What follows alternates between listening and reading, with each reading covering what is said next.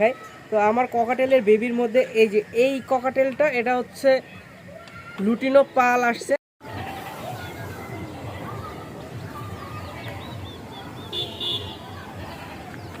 But cockatiel পাখিরা একটু কম কম খাওয়াবেন আর 4 বেলা খাওয়াবেন। কেন 4 বেলা খাওয়ার কথা বলতেছি আমি সেটাও আপনাদেরকে বল। আসসালামু আলাইকুম গাইস, আপনারা সবাই কেমন আছেন? তো আশা করি সবাই ভালোই আছেন। তো আজকে চলে আসছি আমাদের ককাটেলের বেবি নিয়ে। এই যে আমাদের ককাটেল বেবি আমরা নিয়ে আসছিলাম। আপনারা তো দেখছিলেন যে আমি প্রায় 7 পিস ককাটেল নিয়ে আসছি। তো আজকে তাদেরকে হ্যান্ড ফিডিং করাবো, কারণ দুপুরে একবার করাইছি, আবার এখন একবার করাবো, কারণ 4 বেলা এদেরকে হ্যান্ড ফিডিং করতেছি। তো কেন 4 বেলা আমি ককাটেলের বেবি হ্যান্ড ফিডিং করাচ্ছি সেটাও আপনাদেরকে বলবো। তো আমার পাখিগুলো দেখাবো কি অবস্থা, কোনটা কেমন আসছে, তো সেগুলোই দেখাবো। তো আমাদের সাথে ভিডিওটা আমরা স্টার্ট করি গাইস। তো এই যে আমাদের ককাটেলের বেবি। তো চলুন আমরা ভিডিওটি শুরু করি। তো গাইস, আমরা হ্যান্ড ফিডিং করার জন্য হ্যান্ড ফিডিং নিয়ে আসছি, নিয়ে আসছি, প্রপারভাবে বানানো হয়েছে। তো গাইজ, আপনাদেরকে হ্যান্ড ফিডিং শুরুর আগে আমি কিছু কথা বলি। তো আপনারা ককাটেল বেবি একটু সেনসিটিভ পাখি, আপনার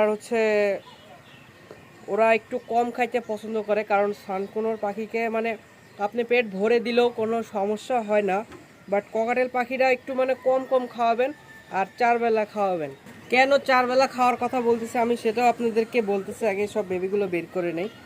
তো আমি যখন ককাটেলগুলো আনার পরে আমি ভাবলাম সানকুনোরের মতো করেই খাওয়ানো যাক, কারণ সানকুনোর ছোট বেবি আপনার 2-1 দিনের বেবিও আপনি প্রপার ফুল ফিডিং করাইলেও ওরা সেটা হজম করতে পারে। বাট আমি এগুলো আনার পরে আমি এদেরকে ফুল পেট ভরাই ফিডিং করাতাম, বাট দেখলাম যে এরা খাবারটা হজম করতে পারতেছে না। তো একটু ঝামেলা হয়ে গেছিলো ফার্স্টে বুঝে উঠতে, কারণ ককাটেল তো ওইভাবে করানো হয়নি কখনো হ্যান্ড ফিডিং। তো পরে বুঝলাম এইভাবে হ্যান্ড ফিডিং করাতে হবে। তারপরে থেকে আমি 4 বেলা দিচ্ছি, অল্প অল্প করে দিচ্ছি। আর আপনারা যখন খাওয়াবেন তো পাখিকে আপনি ডেইলি যত ml খাওয়াবেন তত ml করে দিবেন। মনে করেন যে আপনি এটারে 5 ml খাওয়াবেন, 5 ml দিবেন। ওর পেট ভরুক আর না ভরুক আপনি 5 ml দিবেন, বেশি দিবেন না। এভাবে আপনারা 4 বার করে খাওয়াবেন, তাহলে দেখবেন ককাটেল পাখি হ্যান্ড ফিডিং করতে সবথেকে বেশি সুবিধা হবে। আর বেশি করে দিলে অনেক সময় খাওয়ার হজম হবে না, তার কর্পটা ভরাই থাকবে। তো ফলে সেটা থেকে পাখি ইনফেকশন হয়ে যাবে কর্পে, তো পাখি অসুস্থ হয়ে যাওয়ার চান্সটাই বেশি থাকবে। তো চলুন আমি এখন এগুলোরে ফিডিং করাবো। তো এই যে আমার ককাটেলের বেবি দেখছেন 7টা, এই 3টা বড়, আর এই যে এখানে 4টা আছে। এই 4টার মধ্যে সব থেকে ছোট এইটা, সব থেকে ছোট এটা। তো গাইজ, আমি আপনাদেরকে আরেকটা জিনিস দেখাই।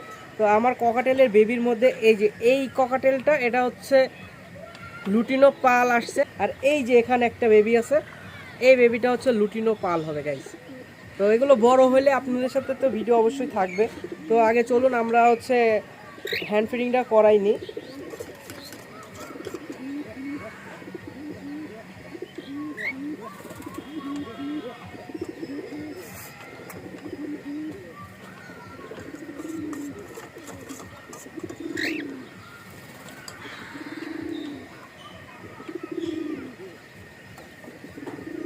আমি এদেরকে 5 ml করে খাওয়াই।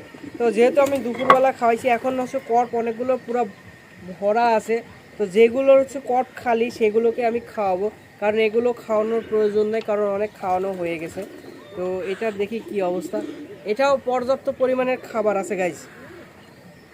আর এই যে এই ছোট্ট বেবিটা, এরা সবার ছোট, এরা একটু দুর্বল ছিল, বাট এখন এটারে কিছু মেডিসিন খাওয়াইলাম, খাওয়ানোর পর এটা একদম ফুল সুস্থ আছে গাইজ। আর এই যে এটা সব থেকে লক্ষ্মী বেবি, এটা একদম সবসময় চুপচাপ থাকে গাইজ।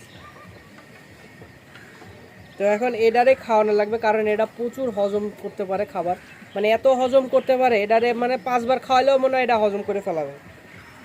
তো এদের সাথে আমি কিছু মেডিসিনও মিক্সড করে দিছি, যাতে খাবারটা প্রপার হজম হয়ে যায়। তো আমি এটারে খাওয়াই দিই গাইজ।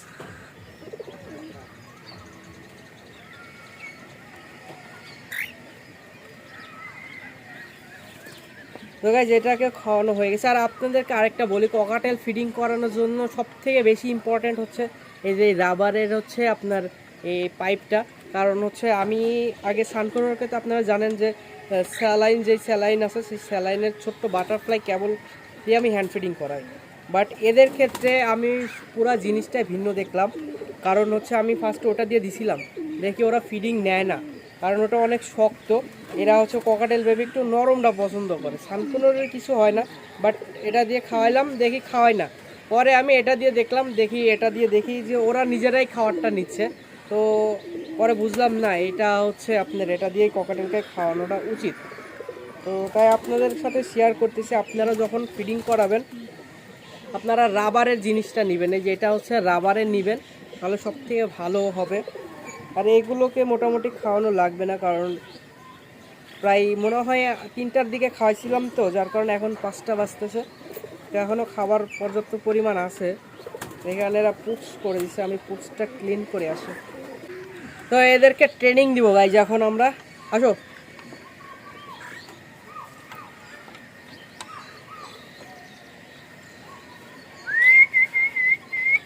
আসো, কে খাবা আসো, কাম আসো আসো, খিদা নাই তাই আমাকে ভুলে গেছো? হাই বাডাই, কই যাস তুই? এটা সবথেকে চালাক। এই আমার ককাটেলের ছানাপোনা দেখছেন, মানে আয় আয় আয় আয়, এই নে, তুই না বেশি খাস, আয় আয় আয়। গাইস কেউ এখন আমার আর কথা শুনবে না, সবাই এখন পেট ভরা, তো এই জন্য আমাকে এদের ভালো লাগতেছে না। গাইস এদের সাথে একটু খেলা যাক, কারণ আমার একটা গাছ আছে ছোট্ট, আপনারা জানেন হচ্ছে অরেঞ্জ গাছ আছে, সেই গাছটার ভিতরে এদেরকে বসাই দিব, দিয়ে একটু ভিউ দেখি কেমন আসে। তো যারা তার আগে হচ্ছে এদের ঝুড়িতে তুলতে হবে, কারণ এই জায়গাটা একদম মানে খুবই খারাপ, ফুল ওপেন ছাদ, তো দেখা যাচ্ছে কোনো পাখিটাকে এদেরকে ডিস্টার্ব করলো। গাইজ এখন আমি এদেরকে এই গাছে একটু বসাই দিয়ে দেখি ভিউ দেখি কেমন আসে। তুমি ওখানে বসে থাকো, তুমি আমার সাথে আসো, তুমি এখানে বসো,